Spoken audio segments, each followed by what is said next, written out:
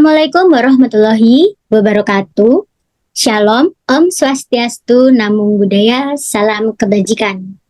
Kami dari kelompok 5 akan mempresentasikan hasil diskusi kami tentang Tetras Politika guna memenuhi tugas ETS mata kuliah Hukum Tata Negara. Dengan saya sendiri, Sri Lestari, dengan NIM 13123000035, bersama rekan saya, dengan saya, Siska Nur Hanifah, NIM 13-12-3045. Dengan saya, Farhana Intan, NIM 13-12-3050.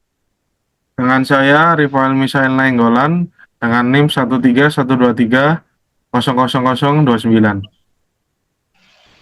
Dengan saya, Zelensky, dengan NIM 131230023. Dengan saya, Rahmat Suryanto, dengan NIM 13123000027. Baik, untuk yang pertama, apa itu Tetras Politika? Tetras Politika adalah teori di mana adanya cabang kekuatan baru yang diperuntukkan untuk mengawasi atau memonitor lembaga eksekutif, legislatif, dan yudisial, yang biasanya dikenal yaitu Trias Politika. Trias Politika merupakan konsep pembagian kekuasaan pemerintah dalam suatu negara menjadi bercabang-cabang. Masing-masing cabang mempunyai kekuasaan dan tanggung jawab yang terpisah dan independen. Sehingga kekuasaan satu cabang tidak bertentangan dengan cabang-cabang kekuasaan lainnya. Maksud dibalik sistem kekuasaan yang dipisahkan adalah untuk mencegah pemusatan kekuasaan dengan menyediakan checks and balance. Selanjutnya bisa dilanjutkan dengan rekan saya. Alasan diberlakukannya Tetras Politika. Setelah tahu apa itu Tetras Politika, kita harus tahu alasan kenapa kita perlu adanya Tetras Politika. Yang pertama yaitu sebagai pengawas, yang kedua sebagai penyeimbang, yang ketiga sebagai penguatan demokrasi, dan yang keempat sebagai perlindungan hak warga negara.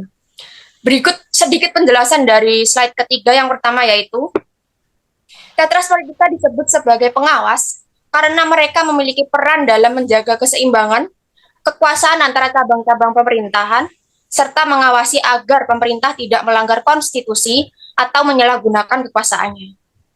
Yang kedua, Tetras Politika dianggap sebagai penyeimbang karena mereka membantu menjaga keseimbangan kekuasaan di antara cabang-cabang pemerintahan, serta memastikan agar tidak ada cabang yang terlalu dominan atau menyalahgunakan kekuasaannya. Mereka membantu mencegah terjadinya penyalahgunaan kekuasaan dan menjaga agar tidak ada satu cabang pemerintahan yang mendominasi yang lainnya. Yang ketiga, Tetras Politika dianggap sebagai penguatan demokrasi karena mereka memastikan bahwa kekuasaan pemerintah dibagi-bagi dan diawasi dengan cermat, sehingga mencegah penyalahgunaan kekuasaan yang dapat mengancam prinsip-prinsip demokrasi. Dengan menjaga keseimbangan kekuasaan dan mengawasi pemerintahan, mereka mempromosikan transparansi, akuntabilitas, dan keadilan dalam sistem politik, yang merupakan elemen penting dalam demokrasi yang sehat. Yang terakhir, Tetras Politika dianggap sebagai perlindungan hak warga negara karena mereka bertugas menjaga agar pemerintah tidak melanggar hak-hak konstitusional warga negara. Dengan mengawasi kegiatan pemerintah, mereka dapat mencegah penyalahgunaan kekuasaan yang dapat mengancam hak-hak dasar warga negara, seperti kebebasan berbicara, hak atas pengadilan yang adil, dan hak atas privasi. Dengan demikian, Tetras Politika berperan penting dalam memastikan bahwa warga negara dilindungi dari potensi penyalahgunaan kekuasaan oleh pemerintah. Selanjutnya akan diteruskan oleh Farhana Intan, rekan saya. Selanjutnya adalah keputusan ketatanegaraan di era teknologi digital. Adalah saat ini merupakan bentuk pencampuran antara keputusan hukum yang berbasis komputer dan keputusan hukum yang diambil oleh manusia. Baiklah, selanjutnya oleh Rifael.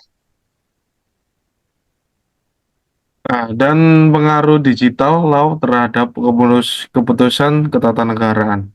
Digital law memengaruhi keputusan ketatanegaraan karena lebih interaktif dan dapat diakses oleh siapa saja, sehingga menjadi solusi dalam pendistribusian secara luas. Akan tetapi sering sekali keputusan yang diambil oleh digital law bersifat bias, sehingga perlu adanya pengawasan terhadap keputusan tersebut. Digitalisasi telah membawa perubahan besar dalam sistem hukum, termasuk Indonesia. Implementasi teknologi seperti big data, blockchain, dan kecerdasan buatan atau bisa disebut biasanya AI telah mengubah proses hukum dengan mempercepat dan menurunkan biaya peradilan. Program seperti e-court telah meningkatkan efisiensi dan transparansi proses hukum di Indonesia. Namun tantangan dalam implementasi digital law meliputi kesenjangan digital antara daerah perkotaan dan pedesaan, lambatnya adaptasi kerangka hukum, serta kekhawatiran terkait privasi data dan keamanan cyber.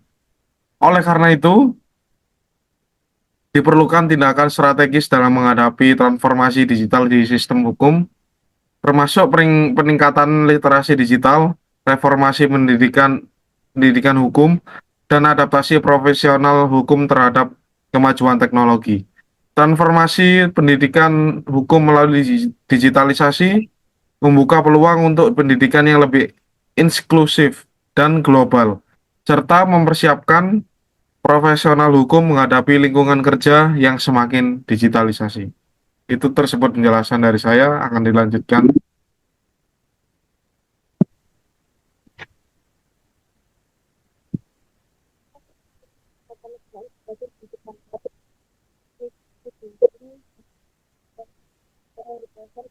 Mohon maaf, suaranya nggak kedengaran.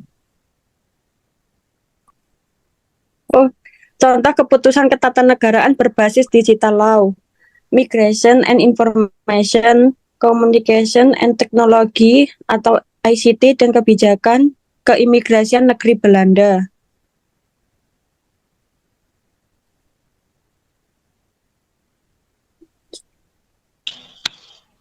Selanjutnya akan saya lanjutkan.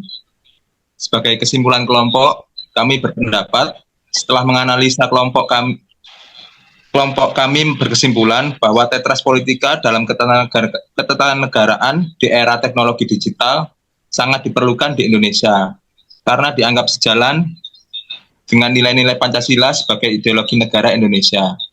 Memperkokoh sistem ketatanegaraan, mendukung penguatan demokrasi, dan sebagai penyeimbang cabang kekuasaan lainnya, demi terwujudnya negara yang kokoh dan adil. Sehingga membutuhkan komitmen dan upaya terpadu dari seluruh pemangku kepentingan serta keterlibatan aktif masyarakat dalam memahami dan mengawal implementasi tetras politika. Demikian presentasi dari kelompok kami. Kurang lebihnya mohon maaf. Sekian, terima kasih.